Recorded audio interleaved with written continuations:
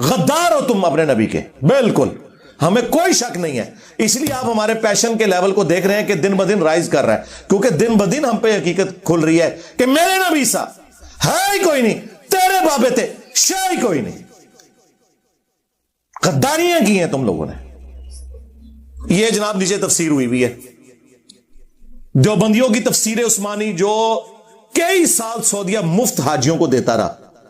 محمود الحسن دیوبندی کا ترجمہ تھا اور شبیر احمد عثمانی کی تفسیر تھی، جنہوں نے محمد علی جناح رحمہ اللہ کا جنازہ پڑھایا تھا.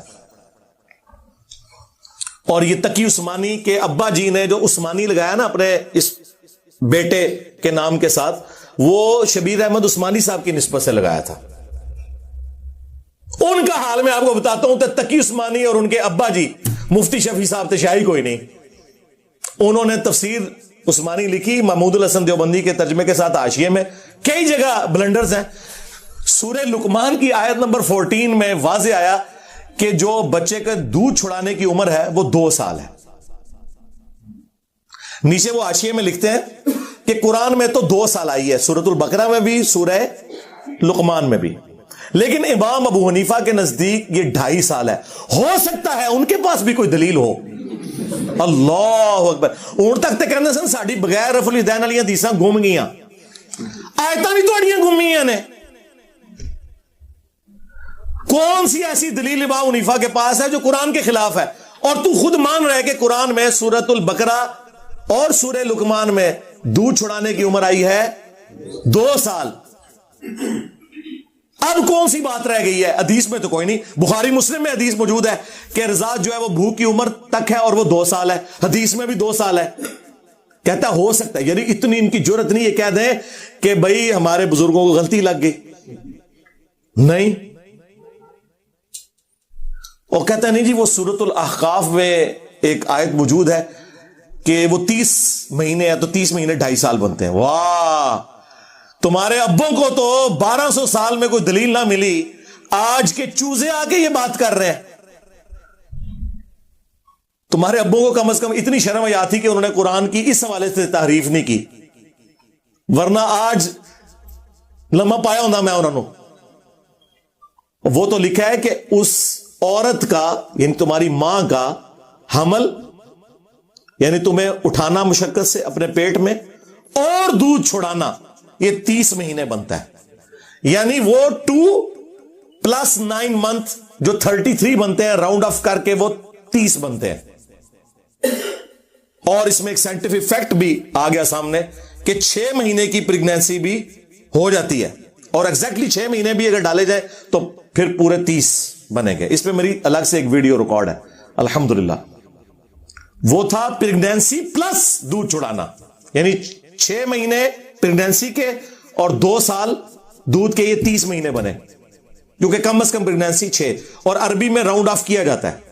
اسی لیے آپ کو بخاری مسلم میں ایک حدیث میں ملے گا کہ نبی علیہ السلام کی عمر مبارک 65 سال تھی، 65. دوسری حدیث بخاری اور مسلم کی اس میں آتا ہے 60 سال، تیسری حدیث میں آتا ہے 63 ایئرس، اور تینوں باتیں بیک وقت درست ہیں.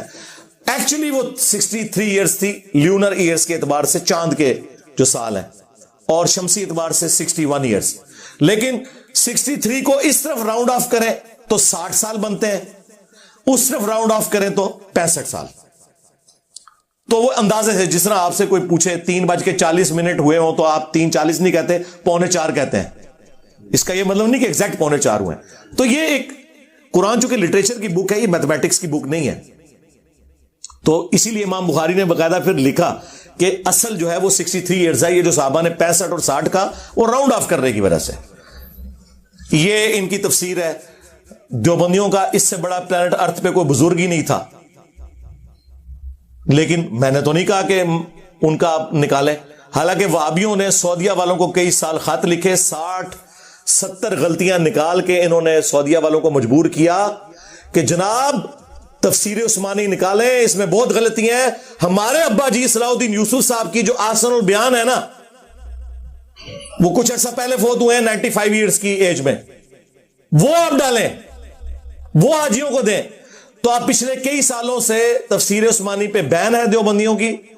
سعودی حکومت اب شاہ فہد پرنٹنگ پریس سے دارالاسلام والوں سے انہوں نے رائٹس لے کے آسن البیان جو حاجیوں کو مفت قرآن دیا جاتا ہے اتنا موٹا وہ بلو بائنڈنگ کے اندر، جو میں نے بھی کئی دفعہ تعارف کروایا کہ کمپیریٹیولی باقیوں سے بہتر وہ تفسیر ہے، اکثر چیزیں انہوں نے قرآن و سنت سے بیان کی ہیں، ہم نے اپنی ویب سائٹ پہ اسے رکھا ہوا ہے۔ یہ کہتے ہیں نکالو، ہم کہتے ہیں ڈالو، کتنا فرق ہے۔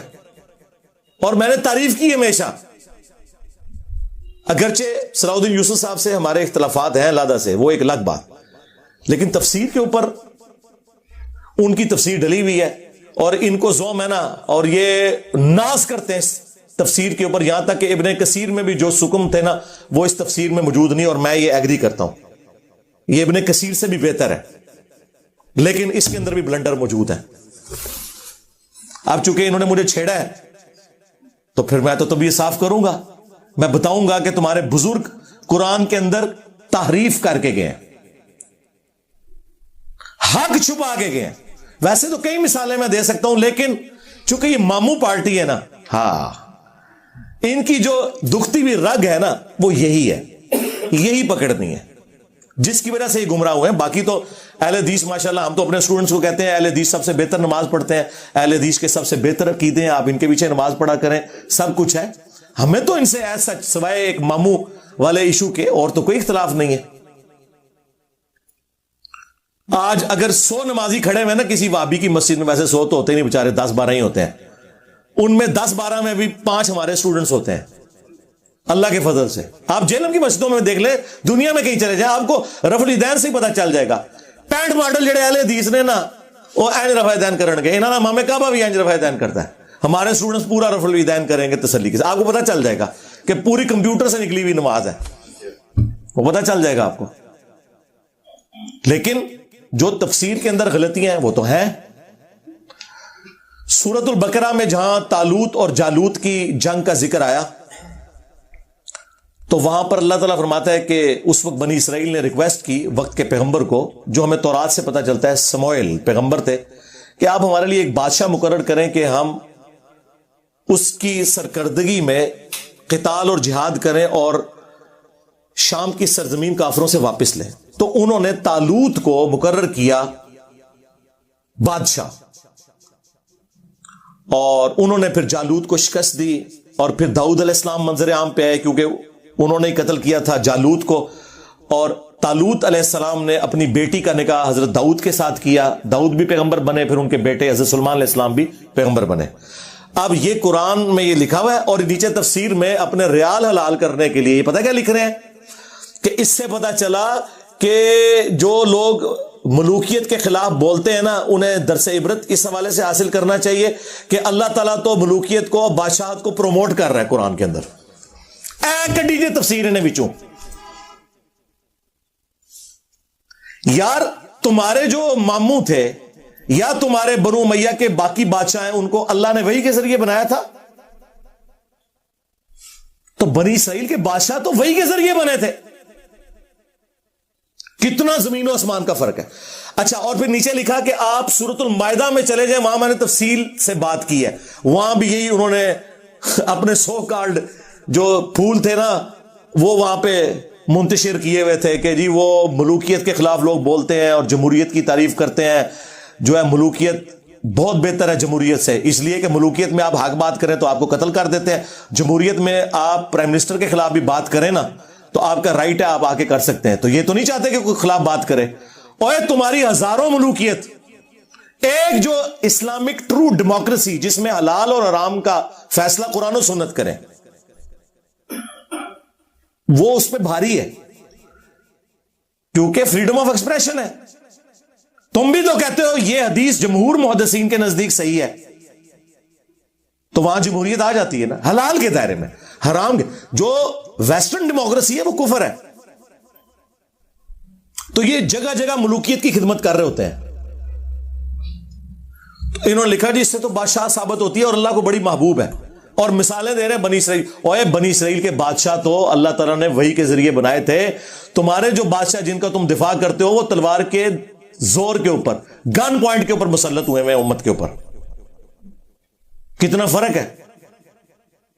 دوسرا، بخاری مسلم دونوں میں حدیث ہے کہ جو بنی اسرائیل کے سیاسی امور تھے وہ پیغمبر دیکھا کرتے تھے، اور میری امت میں خلفاء آئیں گے، کیونکہ اب نبوت کا سلسلہ ختم ہو چکا ہے، اور خلفاء میں ہر طرح کی چیزیں ہوں گی. وہ تو پھر تفصیل موجود ہے کہ آپ نے حکمران کی اطاعت کس میں کرنی ہے، اطیعوا اللہ و اطیعوا الرسول و اولی الامر منکم، اطاعت کرو اللہ کی، رسول کی، اور اپنے حکمران کی. لیکن حکمران کی ایبسولوٹ نہیں ہے. فَإِن تَنَازَعْتُمْ فِي شَيْءٍ فَرُدُّوهُ إِلَى اللَّهِ وَالرَّسُولِ، اگر تنازع ہو جاتا ہے پھر اللہ رسول کی طرف بات کو آپ نے پلٹانا ہے. یہی ہمارا عقیدہ ہے. ایبسولوٹ اطاعت اللہ اور اس کے رسول کی ہے، باقی سب کی ریلیٹو ہے.